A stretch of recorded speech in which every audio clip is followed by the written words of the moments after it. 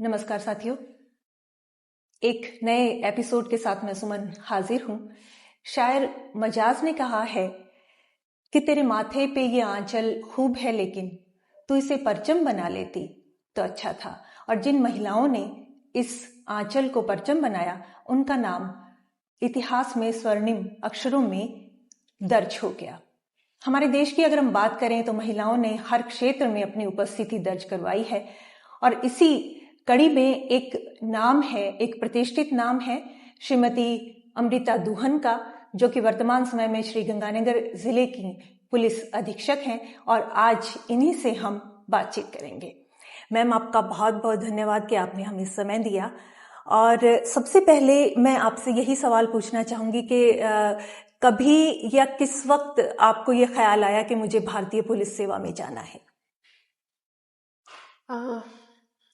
कि कोई एक ऐसा लम्हा मैं बताऊं कि जब मुझे लगा कि इस सेवा में आना है, तो ऐसा नहीं है। वो जिस हिसाब से आप जैसे जैसे बड़े होते हैं, स्कूल, कॉलेज और फिर बाद में, तो उसमें इतने सारे अनुभव रहे और इतने सारे जैसे एक मैं छोटा सा जिक्र मैं बस उसकी महत्वता का बताना चाहूंगी कि जब मैं 12वीं कक्षा में थी जी, मैं एक स्कूल के तरफ से मैं एक डिबेट कंपटीशन, जिला स्तर की डिबेट कंपटीशन में गई थी। और उस डिबेट कंपटीशन में मैं फर्स्ट आई। तो जो मुझे जब वहां पे जो मुख्य अतिथि थे जी, वो कलेक्टर साहब नहीं, कलेक्टर साहब की वाइफ थी। जी, तो उनको इतना ज्यादा दिया गया था तवज्जो, तो मुझे लगा कि जब कलेक्टर साहब की वाइफ को इतना ज्यादा आप बोल रहे हैं सिर्फ इसीलिए कि वो कलेक्टर साहब की वाइफ है, जी, तो कलेक्टर साहब तो कितना बड़ा मतलब पद होगा और कितनी उनकी गरिमा होगी जी, और उनकी कितनी ताकत होगी लोगों तक पहुंचने की, लोगों को, आम लोगों को रिलीफ देने की, कुछ अच्छा विकसित या विकास का कार्य करने की।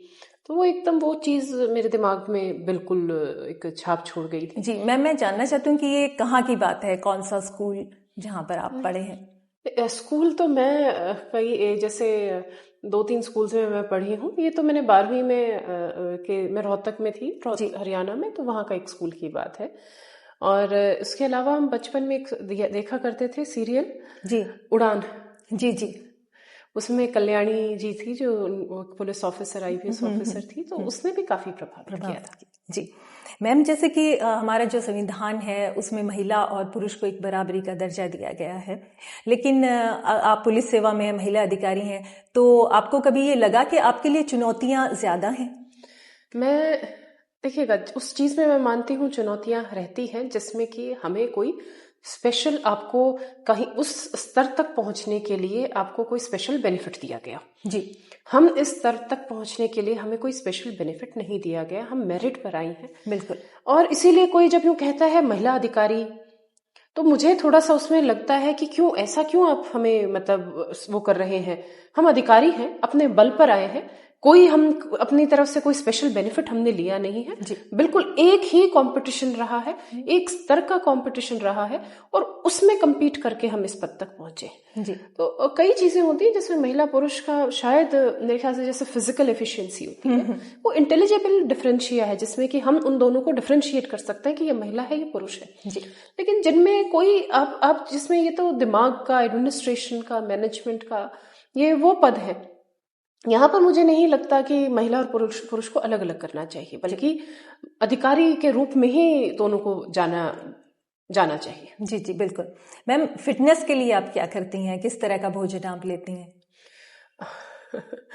देखिए, मैं बहुत ही देसी खाना खाती हूँ जी। मैं हरियाणा से हूँ, तो मैं दूध, दही, लस्सी के बिना काम चलता नहीं है। जी, जी, घी खूब खाते हैं, और लेकिन बिल्कुल घर का भोजन खाते हैं, बाहर नहीं खाते। जी, तो अपने घर का, और जो सीजनल जो चीजें होती हैं वो खाते हैं। ठंड में बहुत मतलब पालक, मेथी, बथुआ, ये बहुत खाते हैं। गाजर खूब खाते हैं। जी, जी, तो जो बेसिक अपना मतलब जो खाना होता है ना, वही लेते हैं। जी, हाँ जी। जी।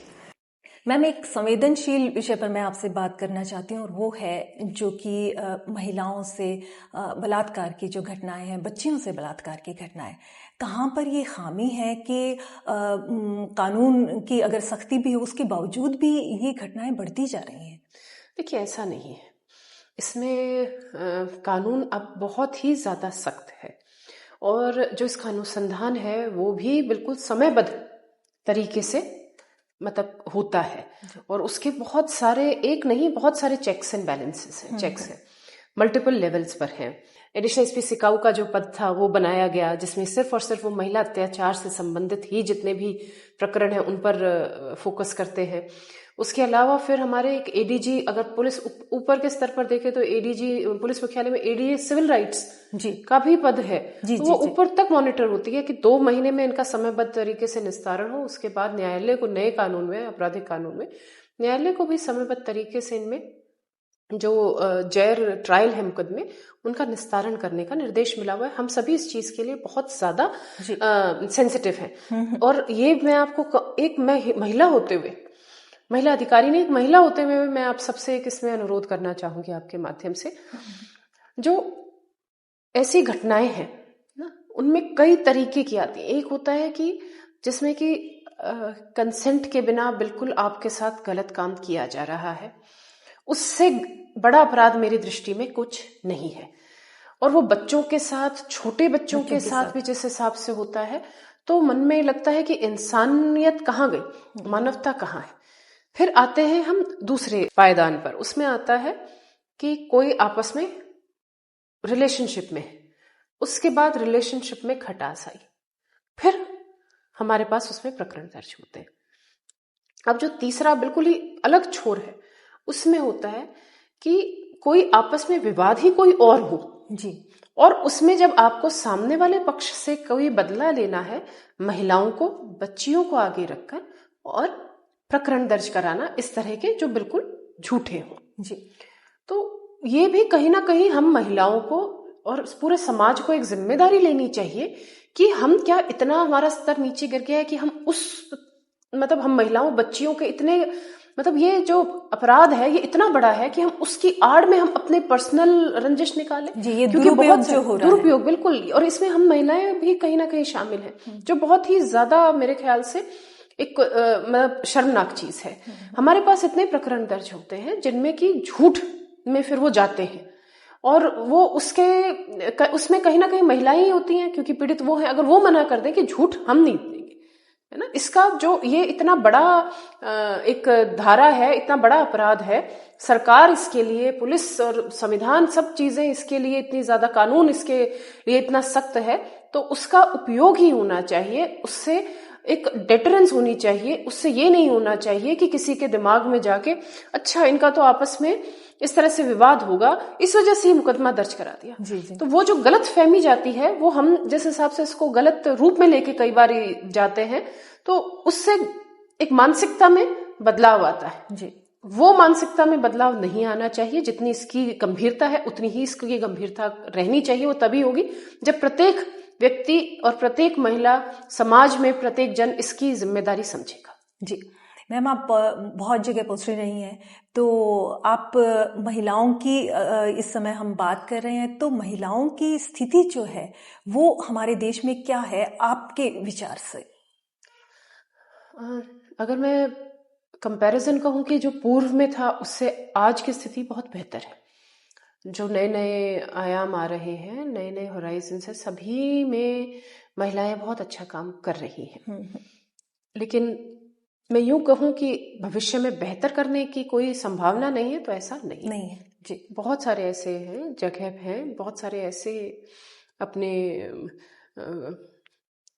मतलब बहुत सारे ऐसे फ्रंट्स हैं जिन पे हमें अभी भी अपने आप को बराबर लाने के लिए संघर्ष करना पड़ रहा है। जी मैम, पढ़ने में आया, हमने कहीं पढ़ा कि आपने दिव्यांगों के लिए बहुत से सहायतार्थ कार्य किए हैं, तो वो किस तरह के कार्य रहे?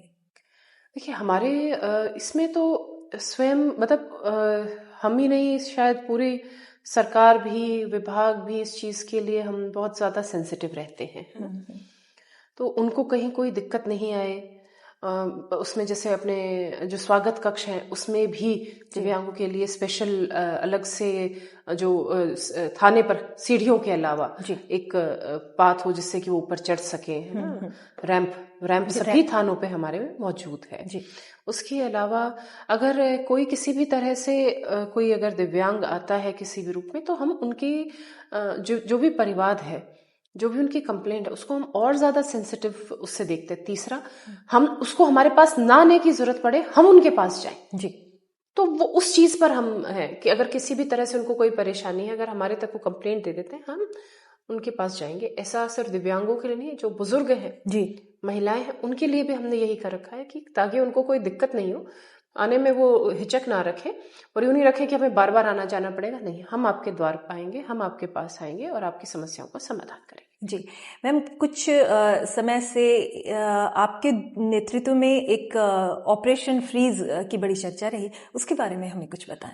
देखिए, अभी नए कानूनी प्रावधान जो है उसमें हमें ये शक्ति दी गई है कि अगर कोई भी अपराधी किसी भी रूप में अपराध से अर्जित अगर कोई संपत्ति है उसके पास, चल अचल संपत्ति, हमारे पास कोई उसका प्रकरण दर्ज है, तो जैर अनुसंधान प्रकरण में हम उसके ऐसी संपत्ति को हम चिन्हित करके और हम उसे कुर्क कर सकते हैं और फिर आगे चल के उसमें पूरी जो प्रक्रिया माननीय न्यायालय के निर्देशानुसार उसमें कुर्क कर सकते हैं। उसके बाद जो कलेक्टर, उनकी एक समिति बनती है जिसमें उसकी नीलामी होगी और उससे जो पैसे मिलेंगे वो जो भी पीड़ित हैं उनमें प्रोपोर्शनेटली बांटे जाएंगे। जी जी।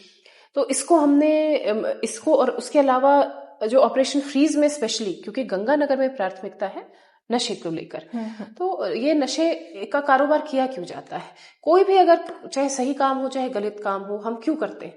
क्योंकि उससे हमारी आमदनी आती है। तो अगर ये नशे से अगर आमदनी अगर आपकी आ रही है तो ये इससे तो घटिया कोई और बात हो नहीं सकती निचले स्तर की। लेकिन उसमें कई लोग बड़े फल फूल रहे हैं, उसको देख के दूसरे भी अट्रैक्ट होते हैं कि अच्छा देखो, इनके पास तो इतना जल्दी पैसा आ गया, इन्होंने तो ये चीजें बना ली, नशे से करिए, हम भी इनके साथ जुड़ जाते हैं।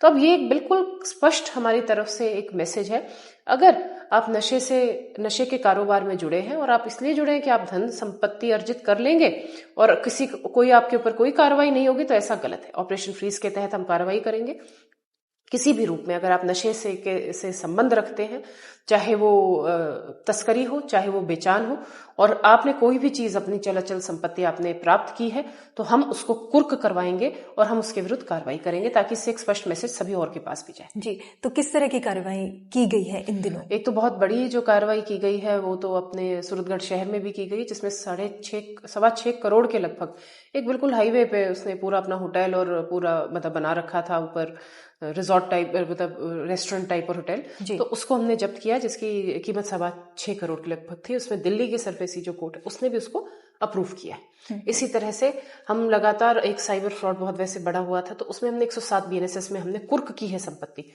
माननीय न्यायालय के आदेशों से। ऐसे नशे के लिए हमने कई ऐसे 107 के आदेश और 68F NDPS एक्ट के तहत हम कार्रवाई कर रहे हैं, ताकि जो नुक्कड़ पर भी अगर कोई ये इस तरह से नशे का कारोबार कर रहा है तो उसके विरुद्ध हम उसकी चल अचल संपत्ति का पूरा ब्यौरा लेके और हम उसके विरुद्ध कार्रवाई कर सकें।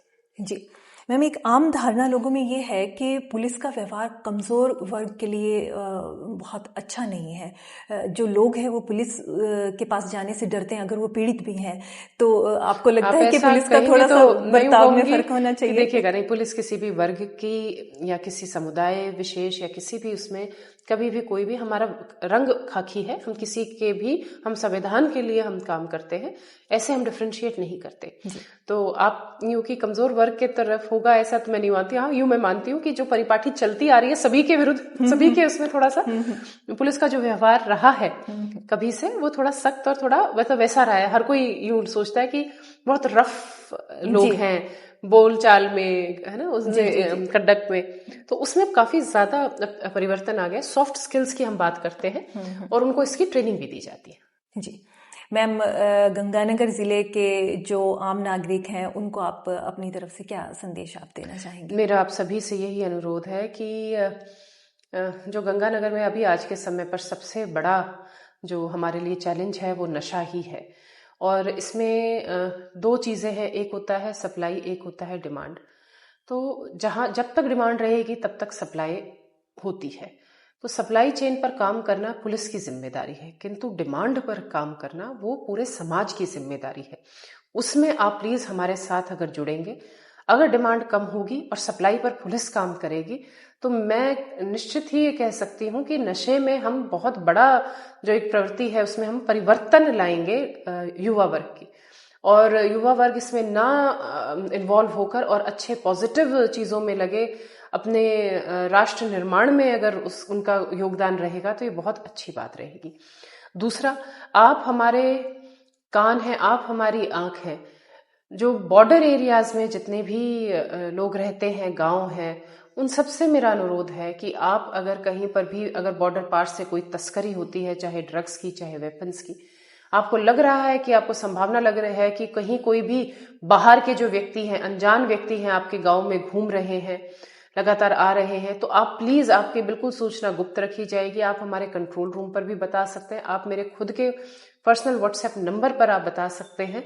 मेरा खुद का जो पर्सनल व्हाट्सएप नंबर है वो है 87 645 13 201। इस पे जो भी सूचना आप देंगे वो बिल्कुल गोपनीय रखी जाएगी। ये फोन जिस पर ये व्हाट्सएप नंबर उपलब्ध है, वो फोन मेरे पास खुद ही रहता है। इन मैसेजेस को मैं खुद ही देखती। जी, बहुत शुक्रिया मैम, आपने हमें समय दिया, इतनी महत्वपूर्ण जानकारी दी। बहुत बहुत शुक्रिया आपका। Thank you so much. जय हिंद, जय भारत। तो साथियों, आज हमने बात की एसपी मैम श्रीमती अमृता दुहन से। ये जानकारी आपको महत्वपूर्ण लगी होगी और अगले एपिसोड में आपसे फिर मुलाकात होगी। तब तक हमसे जुड़े रहिए और देखते रहिए कुछ बातें विद सुमन।